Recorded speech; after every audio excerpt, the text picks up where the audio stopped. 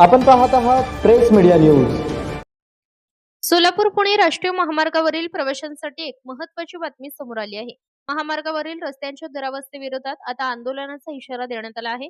Digital शेतकरी संघटनेने राष्ट्रीय महामार्ग प्राधिकरण, पोलीस प्रशासन आणि संबंधित विभागांना निवेदन सादर करून तातडीने उपाययोजना करण्याची मागणी केली आहे।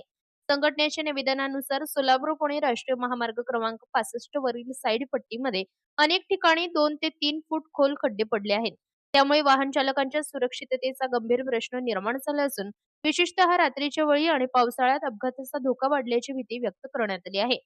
याशिवाय लांबोटी परिसरातील पुलाखाली मोठ्या प्रमाणात पाणी सतत असल्याची तक्रार करण्यात आली। या समस्येमुळे स्थानिक नागरिक आणि वाहनधारकांना मोठ्या अडचणींचा सामना करावा लागत असल्याचे निवेदनात नमूद करण्यात आले आहे। दरम्यान मोहोळ तालुक्यातील शेटफळ परिसरात सुरू असलेल्या पुलाच्या कामामुळे सर्व्हिस रोडची अवस्था अत्यंत खराब झाल्याचा आरोप करण्यात आलाय। त्यामुळे नागरिकांच्या दैनंदिन प्रवासात अडथळे निर्माण होत असल्याचे संघटनांचे म्हणणे आहे। या सर्व समस्या तात्काळ सोडवण्याची मागणी डिजिटल शेतकरी संघटनेने केली आहे। मात्र प्रशासनाने याकडे दुर्लक्ष केल्यास येत्या 22 जून 2026 रोजी सावळेश्वर टोलनाका येथे टोल वसुली बंद आंदोलन छेडण्यात येईल असा इशारा संघटनेचे संस्थापक अध्यक्ष अनिल आबाजी पाटील यांनी दिला आहे। या आंदोलनामुळे महामार्गावरील प्रश्न पुन्हा एकदा चर्चेच्या केंद्रस्थानी येण्याची शक्यता असून प्रशासन आता कोणती भूमिका घेते आणि रस्ते दुरुस्तीबाबत कोणता निर्णय घेतला जातो याकडे नागरिकांचे लक्ष लागले आहे।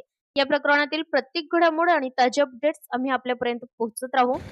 जोडले रहा प्रेस मीडिया न्यूज सोबत। नमस्कार, मी अनिल आबाजी पाटील, राहणार शिरापूर, तालुका मोहोळ, जिल्हा सोलापूर। आज राष्ट्रीय महामार्ग कार्यालयाला मी निवेदन द्यायला आलो होतो। निवेदन अशा संदर्भात आहे की सोलापूर नॅशनल हायवे 65 नंबर या रोडच्या कडेला साईड पट्टीला 3-3, 4-4 फुटाचे खड्डे पडले आहेत, ते तात्काळ खड्डे बुजवून घ्यावे।